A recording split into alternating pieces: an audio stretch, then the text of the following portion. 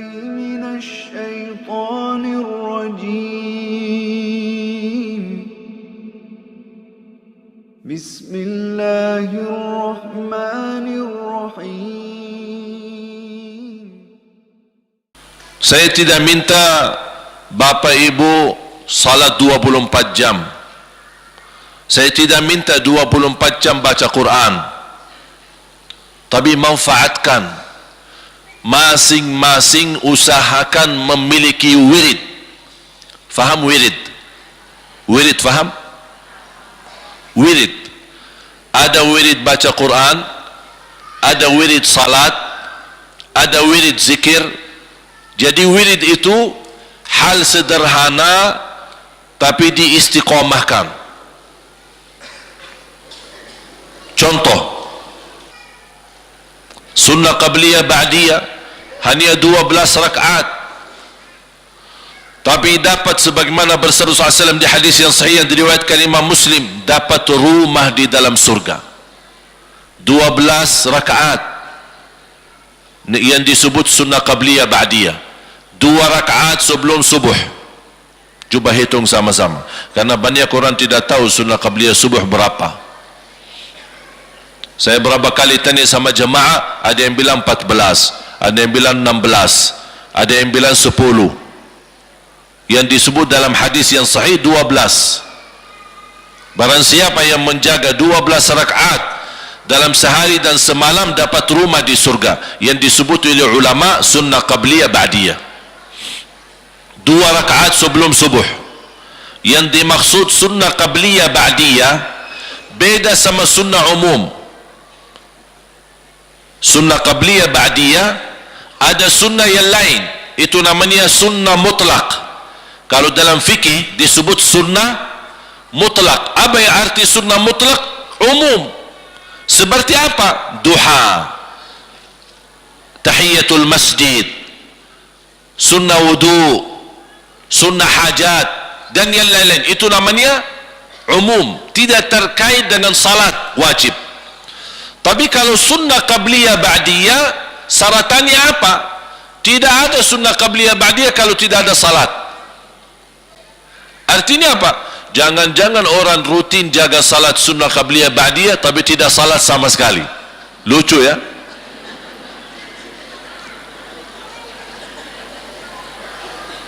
Sunnah qabliyah ba'diyah, adanya sunnah qabliyah ba'diyah karena ada wajibnya. Dan wajib itu kalau ada kekurangan di salat wajib, dan pasti ada kekurangan, tidak ada yang sempurna salatnya, termasuk saya. Makanya manfaatnya ini sunnah qabliyah ba'diyah, menutupi kekurangan yang wajib. Makanya pertama yang dihisab, kata Allah subhanahu wa ta'ala kepada malaikatnya, periksa salat hambaku. Habis diperiksa salatnya, ya Allah banyak kekurangan. Apa kata Allah? Lihat sunnahnya. Ada enggak sunnahnya? Kata malaikat, ada ya Allah. Tutupi kekurangan yang wajib dengan salat sunnahnya. Dan ini salat sunnahnya termasuk sunnah qabliyah ba'diyah dan termasuk sunnah yang lain, menutupi kekurangan yang wajib. Makanya penting sekali walaupun hukumnya sunnah. 2 rakaat sebelum subuh, 4 rakaat sebelum zuhur, 2 rakaat sesudah salat zuhur. Sudah berapa? 8. 2 rakaat sesudah salat maghrib, 2 rakaat sesudah salat isya. Itu yang disebut salat sunnah qabliyah ba'diyah. Di luar itu ada sunnah mutlak. Contoh, barang siapa bersabda SAW, barang siapa yang salat sebelum asar 4 rakaat dapat rahmat dari Allah, itu di luar sunnah qabliyah ba'diyah. Itu namanya sunnah umum. Ketika kita ada luang salat 4 rakaat, kalau salat sunnah tetap 2, tidak boleh digabung. Karena Rasulullah SAW di hadis yang sahih, la tushabbihun nafilata bil faridah, tidak boleh disamakan salat wajib dengan salat sunnah. Artinya kalau ada sunnah qabliyah 4 rakaat, berarti 2 dulu baru 2 lagi. Tidak boleh disamakan dengan salat zuhur atau salat asar. Syarat sunnah qabliyah ba'diyah, pertama terlaksana salat wajib, terkait dengan salat wajib. Yang kedua sesudah azan. Tidak ada sunnah qabliyah sebelum azan. Jadi kalau belum azan, berarti kalau anda salat sunnah, itu sunnah apa? Mutlak. Sunnah apa? Mutlak. Bahasa lain di dalam fikih, nafilah. Apa itu nafilah? Ya sunnah umum. Masuk masjid belum azan, ingin salat 2 rakaat, 4 rakaat, 6 rakaat, itu semua namanya nafilah. Mutlak, sunnah mutlak. Begitu azan anda salat 2 rakaat, itu namanya sunnah qabliyah, sesudah azan. Termasuk sunnah fajar. Sunnah fajar atau sunnah subuh atau sunnah qabliyah subuh, itu sama, satu, cuma 3 nama. Sunnah fajar disebut dalam fikih sunnah fajar, disebut pula sunnah subuh, disebut juga sunnah qabliyah subuh. Kapan dilakukan? Sesudah azan subuh, sebelum salat wajib. Berarti sunnah fajar yang selama ini kita dengar, sunnah fajar sebelum azan, itu bukan sunnah fajar yang sebelum azan. Kalau belum azan, apapun anda salat, itu semua termasuk salat malam, dihitung sebagai salat malam. Nawaitu salat taubat kah, nawaitu salat hajat kah, nawaitu salat apa saja, sama, disebut di bawah kata umum salat malam. Karena tidak ada istilah imsak dari salat malam.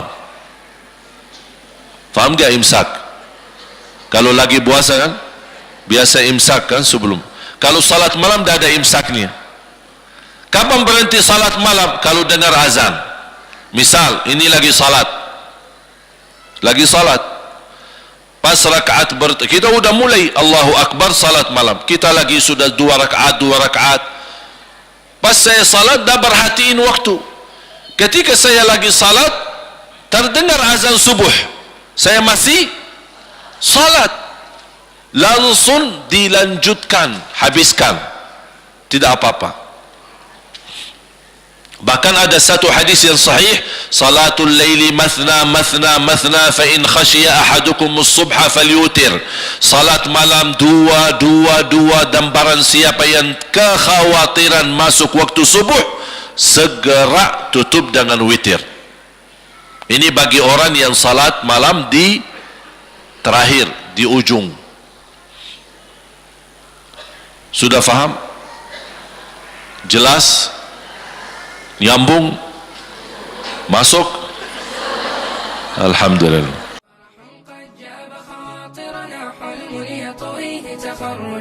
أيام الجد قضيناها وهنا الإنجاز يسامرنا وعبير الأفراح ترات ومنانا اليوم يعانقنا طياب مدارسنا بذلت للعلم جهودا تكرمنا.